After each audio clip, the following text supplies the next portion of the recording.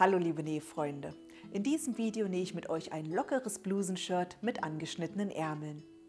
Das macht sich super für den Sommer zu Jeans oder Shorts und kann sogar aus gewebten Viskosestoffen genäht werden. Für die Kleiderfans unter euch haben wir mit derselben Ausschnittvariante auch ein lässiges Sommerkleid mit Gummibund. Bevor ich euch beide Schnittmuster genauer vorstelle, abonniert noch meinen Kanal und aktiviert das kleine Glöckchen, um immer zu erfahren, wenn es hier ein neues Nähvideo gibt. Also bleibt dran!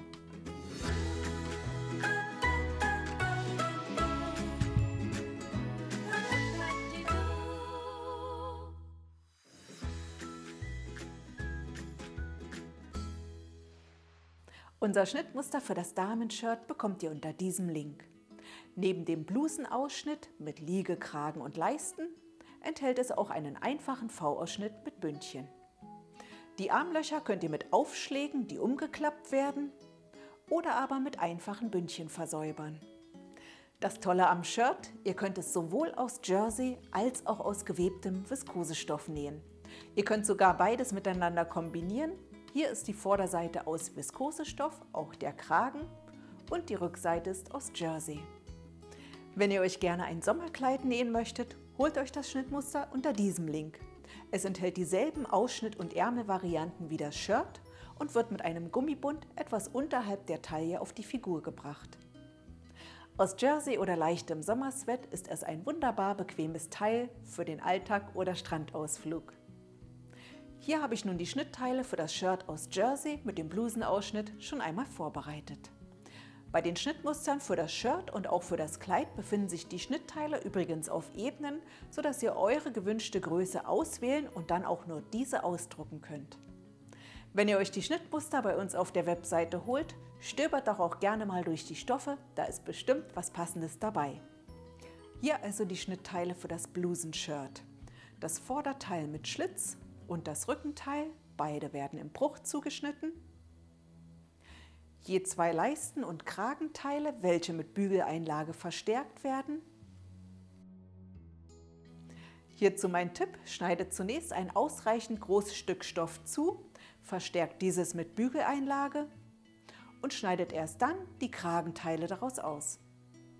Für die Ärmel habe ich hier noch die breiten Aufschlagstreifen. Wenn ihr die Bündchen gewählt habt, sind diese etwas schmaler und kürzer. Für die Variante mit V-Ausschnitt sehen Vorder- und Rückenteil so aus.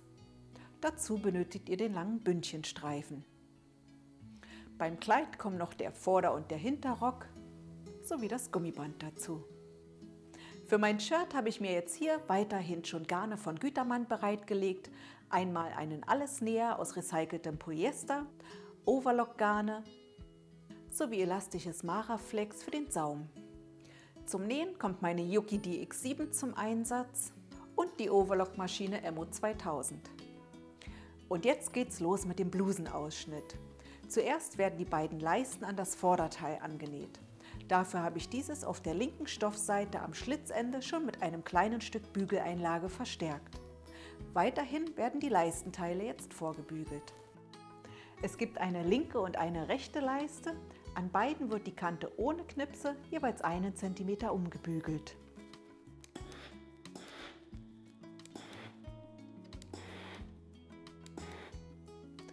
Dann wird die Leiste nochmal am mittigen Knips gebügelt, sodass auf der anderen Seite etwa 7 mm noch überstehen.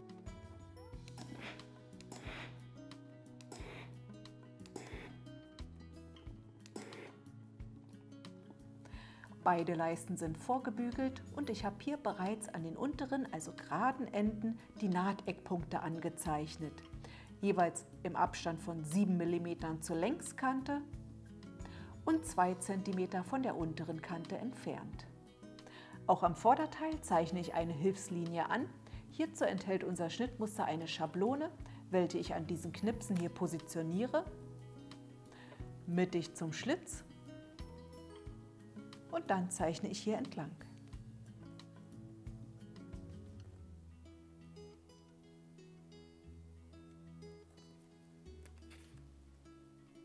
Und jetzt werden die Leisten rechts auf links am Schlitz festgesteckt, wobei hier die Knipse aufeinandertreffen und hier unten die angezeichneten Eckpunkte.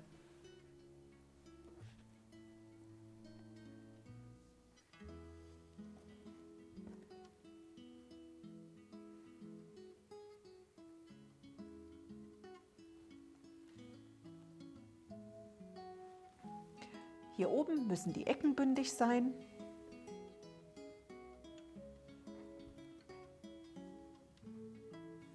Und wenn beide Leisten festgesteckt sind, werden sie mit der Nähmaschine und einem Gradstich angenäht.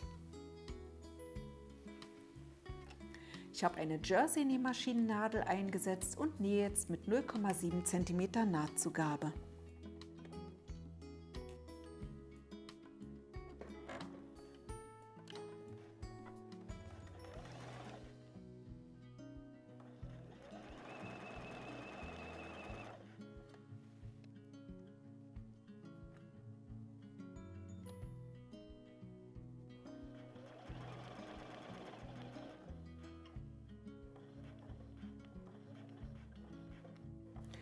Hier geht es weiter auf der Linie und genau bis zum Eckpunkt. Hier verriegle ich das Nahtende mit ein paar Stichen vor und zurück.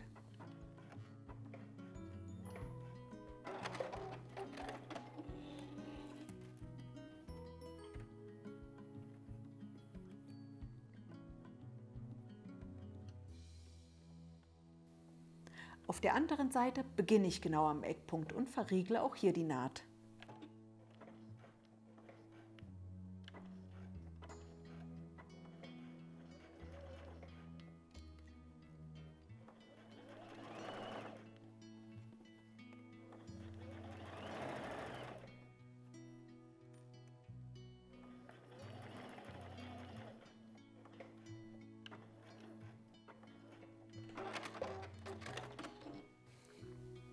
Die ersten Nähte sind gemacht und verlaufen hier jeweils genau bis zu den angezeichneten Punkten.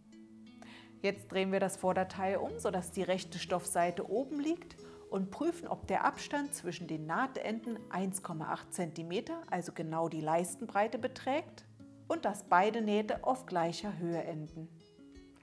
Nun können wir die Nahtzugabe vom Schlitzende schräg genau bis zu den Nahtenden einschneiden.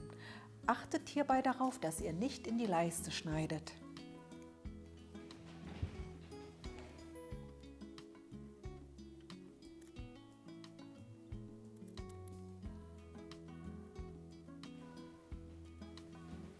Anschließend werden die Leisten nach außen geklappt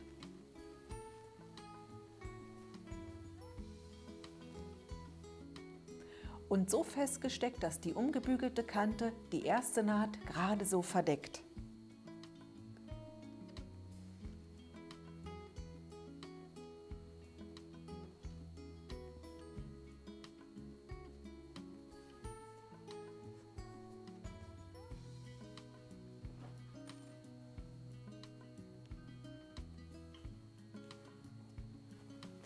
Hier unten liegen die eingeschlagenen Kanten und das Ende genau bündig.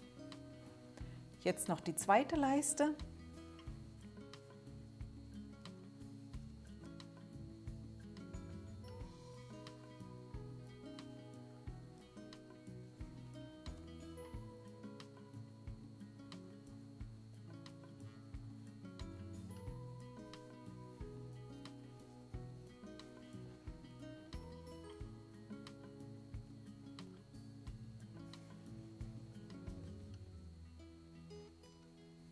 Und wenn alles festgesteckt ist, prüft noch einmal, ob auch die inneren Seiten von den Nadeln gleichmäßig erfasst sind. Und dann nähen wir beide Leisten jeweils knappkantig an.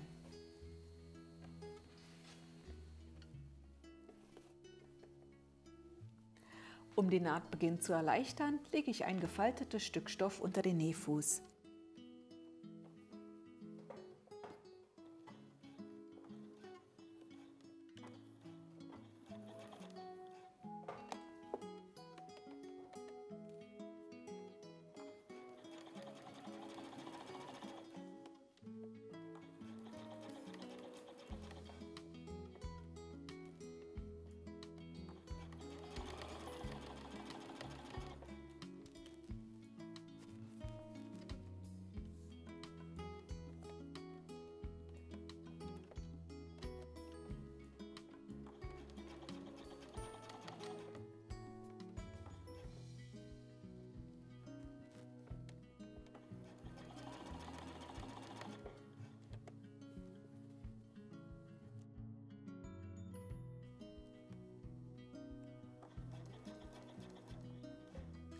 Kurz vor dem Einschnitt lege ich alles beiseite, auch das kleine Dreieck, und achte darauf, dass die vorgebügelte Kante die erste Naht gerade so verdeckt und nähe das letzte Stück zusammen.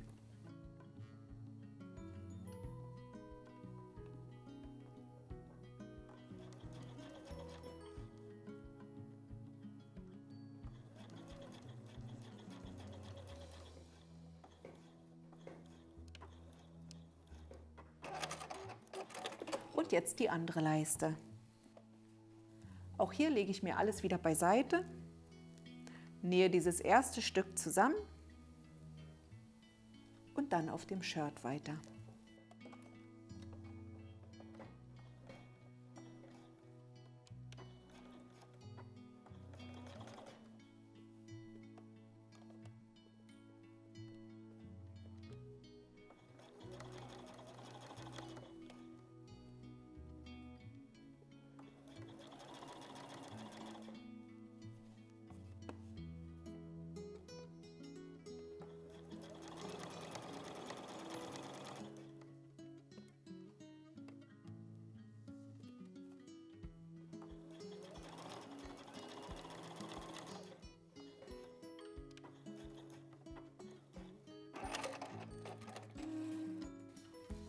Und so sehen die angenähten Leisten aus. Jetzt lege ich die Leisten unter das Vorderteil, erst die linke und dann die rechte.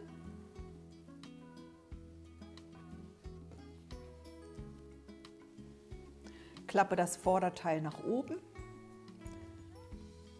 lege die Enden hier genau aufeinander .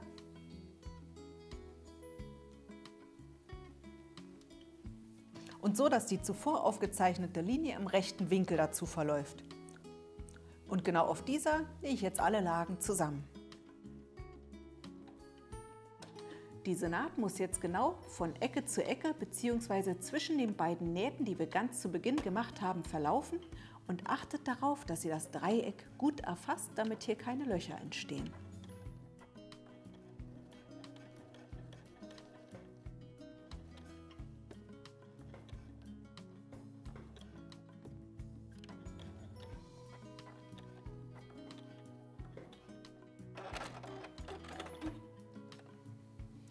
Und so sieht diese kurze Naht von innen und von außen aus.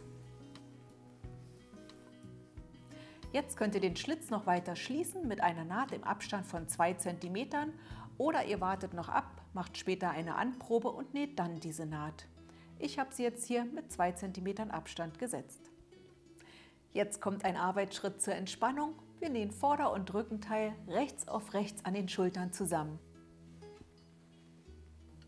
Dafür habe ich sie hier schon mit Klammern gesteckt und verwende jetzt meine Overlock-Maschine mit einer Nahtbreite von 0,7 cm.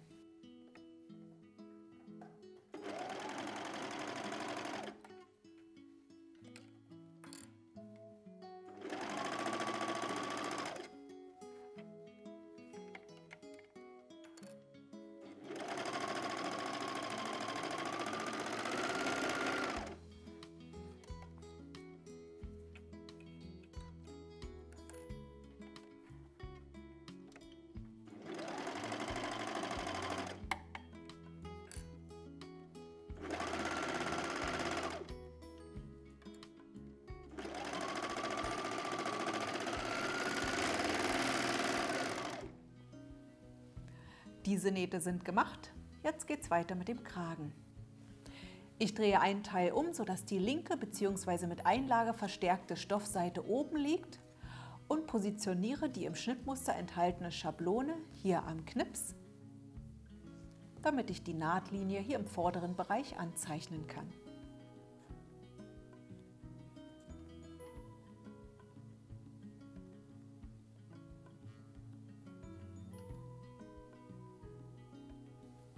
Wenn das auch an der anderen Seite getan ist, können wir beide Kragenteile rechts auf rechts an den Knipsen zusammenstecken.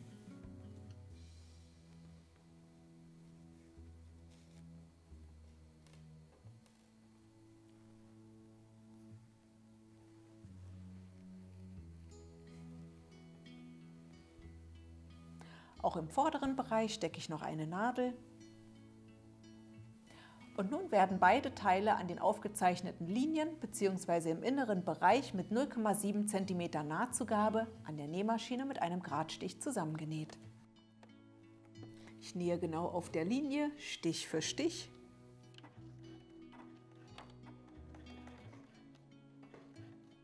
Im Bereich der Rundung stelle ich die Stichlänge etwas kleiner.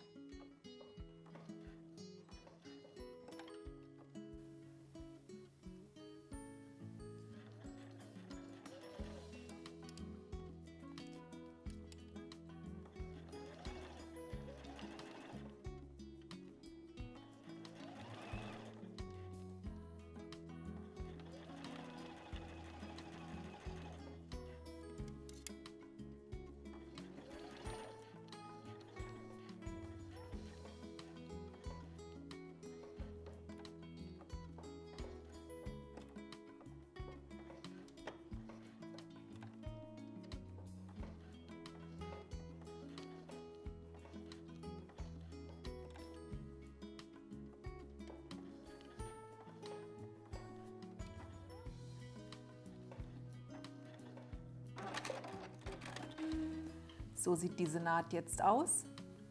Und damit die Kragenrundung sich gleich richtig schön legt, steppen wir die Nahtzugabe jetzt noch flach.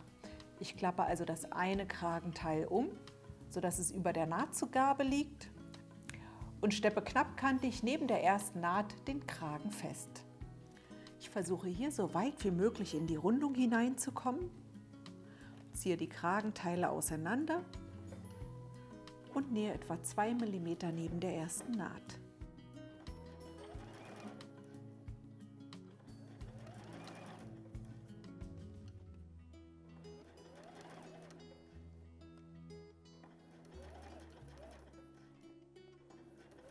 Und auch hier auf der anderen Seite nähe ich so weit wie es geht.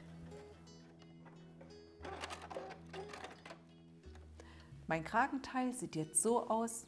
Nun werden die Nahtzugaben gekürzt. An der Rundung schneide ich beide Nahtzugaben knapp ab.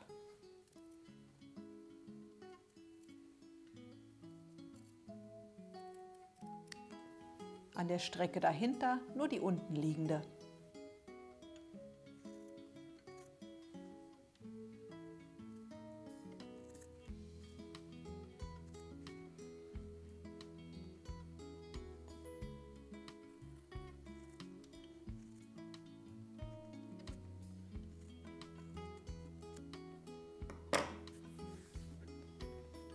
Wenn wir damit fertig sind, können wir den Kragen wenden und bügeln. Ich stülpe hier die Kragenrundung um, bügle das Ganze und durch das Flachsteppen legt sich die restliche Strecke schon von ganz allein.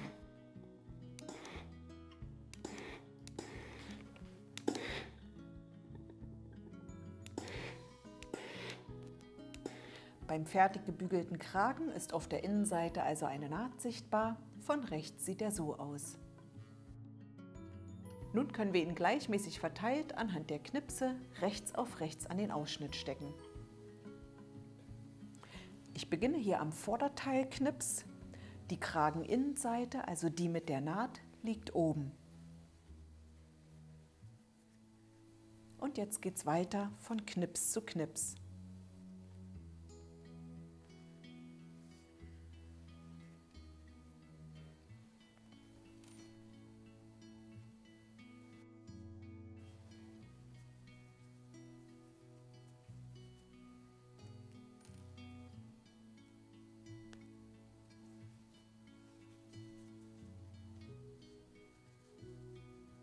Hier vorne stecke ich die Leisten- und Kragenkante genau bündig.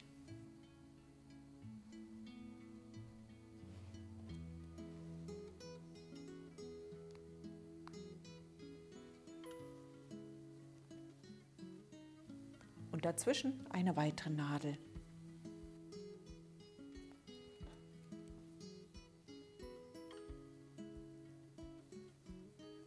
Jetzt noch die andere Seite.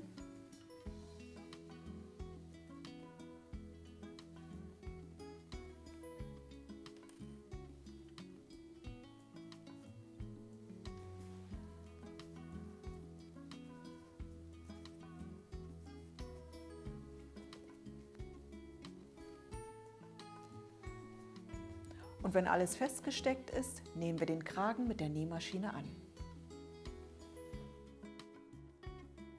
Ich lege wieder ein Stoffstück unter und nähe mit 7 mm Nahtzugabe.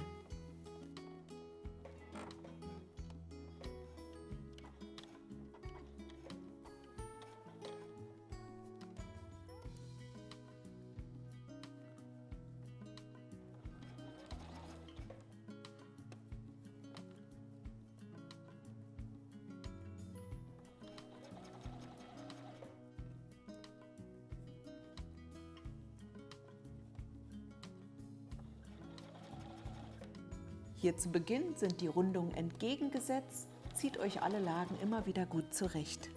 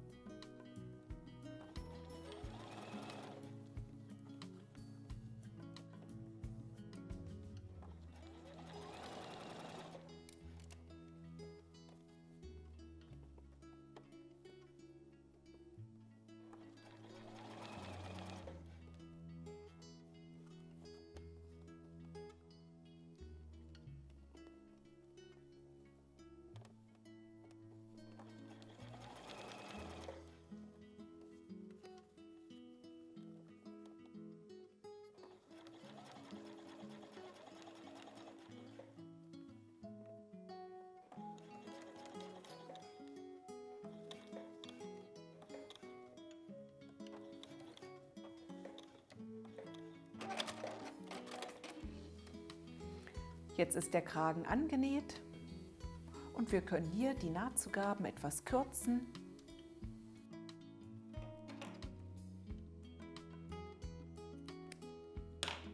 Sowie die komplette Kante noch einmal mit der Overlockmaschine versäubern. Hierbei werden am Anfang und Ende die Fadenraupen stehen gelassen. Diese lege ich unter die Nahtzugabe, klappe die Nahtzugabe nach unten und nähe sie von rechts nur auf der Leiste oder komplett rundherum fest.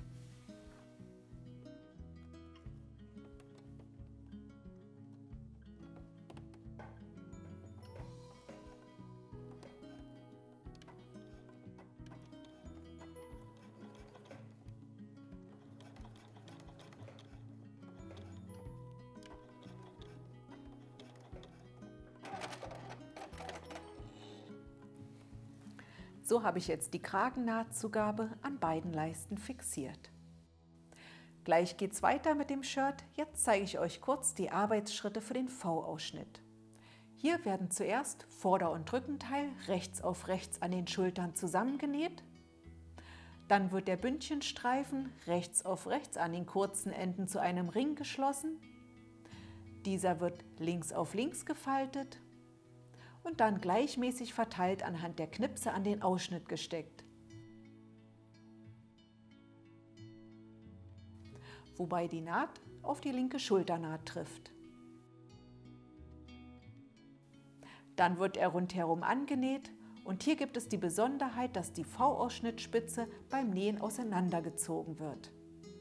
Wenn das Bündchen angenäht ist, könnt ihr von rechts die Nahtzugabe knappkantig feststeppen. Zum Schluss wird das Bündchen an der Ausschnittspitze schräg im 45-Grad-Winkel auf der linken Seite mit einem Gradstich abgenäht.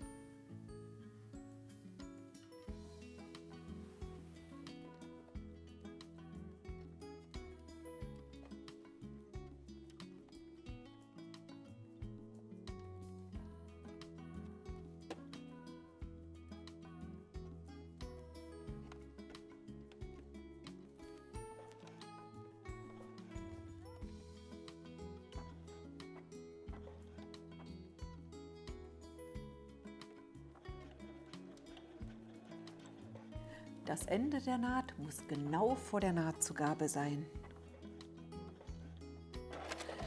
Das so entstandene kleine Tütchen drücke ich mittig flach und steppe es von rechts im Schatten der Naht fest.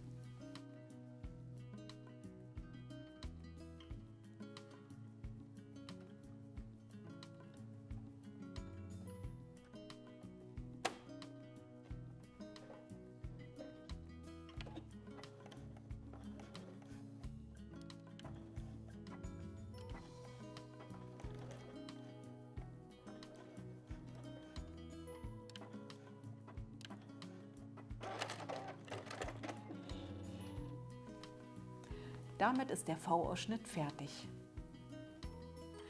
Somit ist der Ausschnitt abgeschlossen und wir können als nächstes die Seitennähte schließen. Dafür habe ich hier Vorder- und Rückenteil an den Seiten schon rechts auf rechts zusammengesteckt und nähe sie nun mit der Overlock zusammen.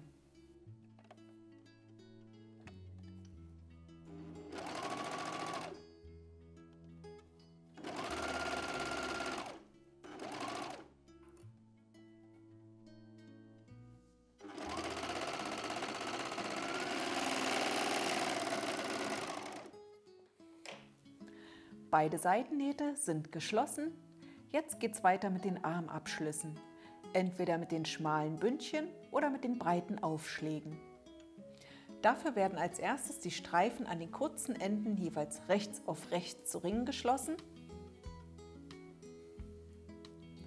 Diese werden links auf links gefaltet.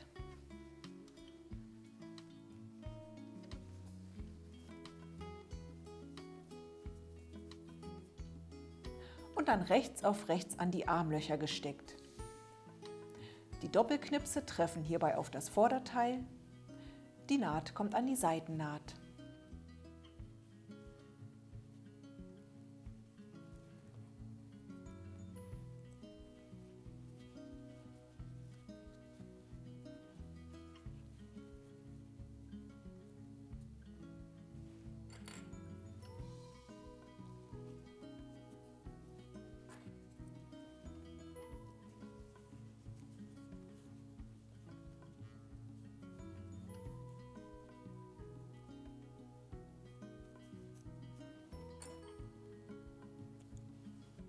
Wenn beide Aufschläge bzw. die Bündchen mit Klammern fixiert sind, werden sie rundherum mit der Overlockmaschine angenäht.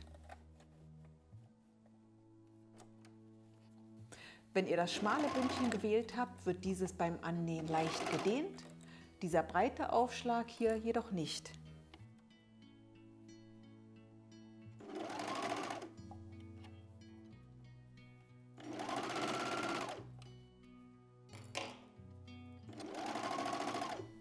Kurz vor dem Ende deaktiviere ich das Messer, um einen sauberen Übergang zu erhalten.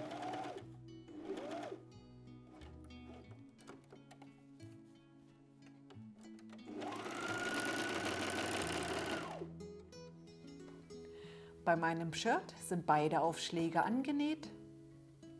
Die Bündchenvariante sieht so aus. Wenn ihr wollt, könnt ihr die Nahtzugabe von rechts knappkantig feststeppen. Das habe ich hier schon einmal gemacht. Jetzt werden die Aufschläge mittig gefaltet, sodass die Kante die Naht darunter gerade so bedeckt. Und dann können wir sie an 4 Stellen mit kurzen Nähmaschinennähten fixieren.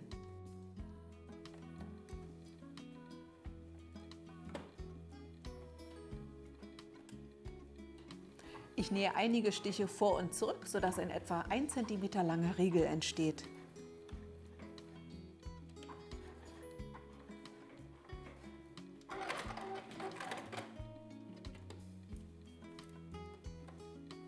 Jetzt die nächste Stelle. 2 weitere folgen noch.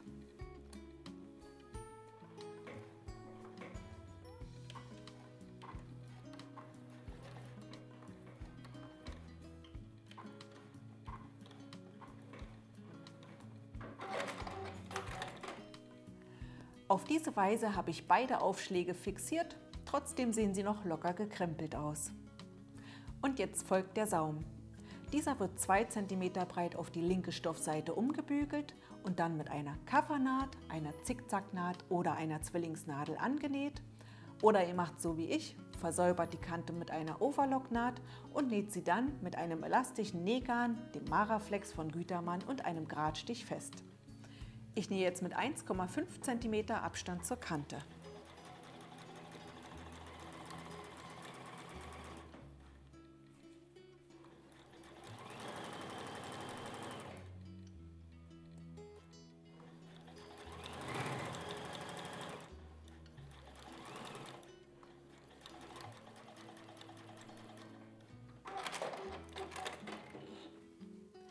Mit dem fertigen Saum ist das T-Shirt jetzt abgeschlossen. Das Shirt ist damit fertig. Beim Kleid fehlt jetzt noch das Rockteil.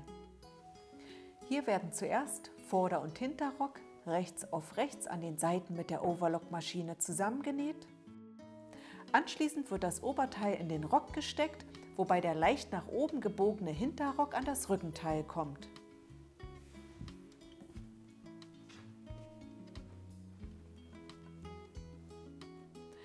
Beides wird rundherum zusammengesteckt und mit der Overlockmaschine zusammengenäht. Danach wird im Abstand von 2,5 cm mit der Nähmaschine eine weitere Naht genäht. Jetzt ziehe ich das Oberteil heraus. Die breite Tunnelzugabe liegt oben im Oberteil. Von rechts stecke ich sie jetzt mit Nadeln fest.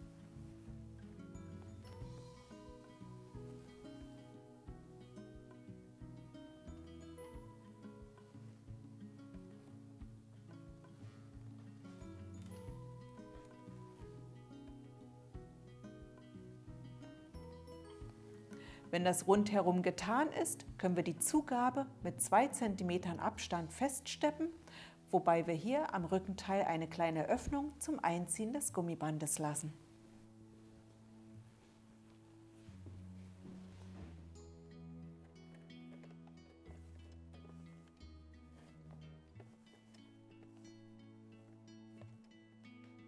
Zum Einhalten der 2 cm habe ich hier diesen Abstandshalter eingesetzt. Der ist meistens beim Nähmaschinenzubehör dabei.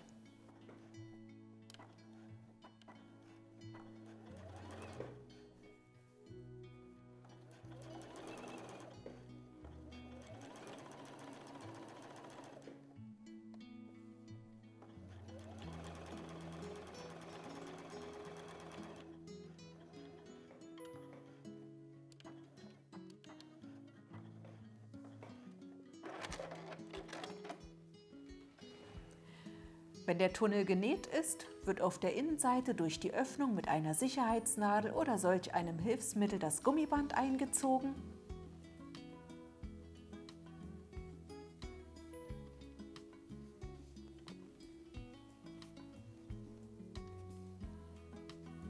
Und nach einer Anprobe mit einem Zickzackstich entsprechend zusammengenäht.